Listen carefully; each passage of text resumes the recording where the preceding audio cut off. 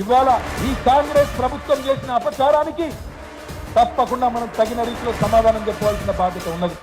అందుకే ఈ వేదిక ద్వారా టీఆర్ఎస్ కుటుంబ సభ్యులందరికీ, రాష్ట్రంలో తెలంగాణ ఉద్యమంలో పాల్గొన్న ప్రతి ఒక్క ఉద్యమకారుడికి, ప్రతి ఒక్క ఉద్యమ బిడ్డకు నేను విజ్ఞప్తి చేస్తా ఉన్నా.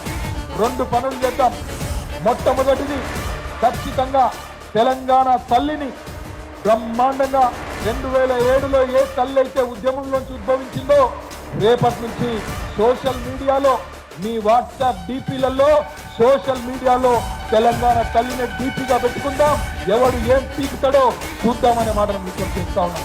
అదేవిధంగా రాష్ట్ర వ్యాప్తంగా అన్ని నియోజకవర్గాల్లో ఎక్కడికక్కడ ఎక్కడెక్కడైతే తెలంగాణ తల్లి విగ్రహాలు ఉన్నాయో అక్కడ రేపటి రోజున ఈరోజు కాంగ్రెస్ ప్రభుత్వం చేసిన అపచారానికి నిరసనగా రేపు మొత్తం రాష్ట్ర వ్యాప్తంగా పాలాభిషేకాలు చేద్దాం, అవసరమైతే పంచామృతాభిషేకాలు చేద్దాం.